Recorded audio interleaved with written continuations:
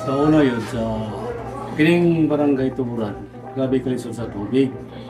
Tapos karon na nabot na ni sa ni Pure sa inyong project sa Pico. Medyo luwag-luwag na nga mong ginhawa, labi na sa init. Karon medyo abunda na yun ang tubig nato karon. Ay natistingan mong yun ni itong pagtao datong niyaging adlaw. Medyo ang tubig, pero naminti na.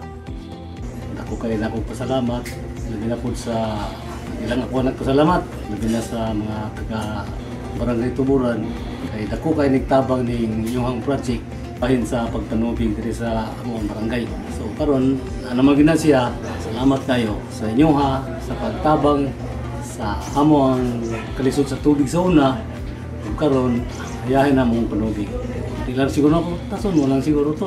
Salamat sa inyo ang mga pagtabang sa among barangay.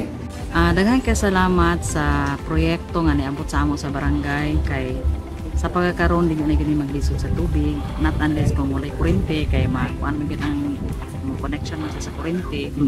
Salamat sa FICO at sa Pure nga nakaabot sa amo ang programa ani nga panubig kay sa pagkakaroon dili na maglisod sa among tubig.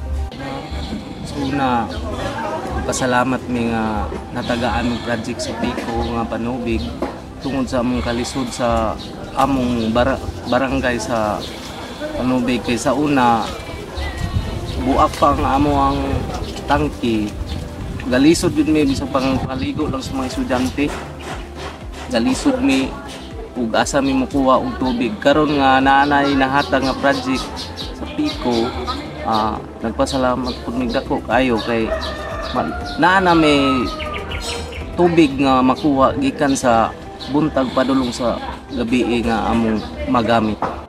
So unang-una, ako magpasalamat sa FICO sa Share and Protect project sa Pure Ed nga sa kadaghan sa lungsod mga barangay din sa Misamis Oriental. Usa ang barangay sa Tuburan na natagaan, natunulan sa maong proyekto pinaagi sa panubig. So sa wala pa, medyo pitos o lisod yun ang pag pinaagi sa panubig, lisod yun ang atong mga katawhan din.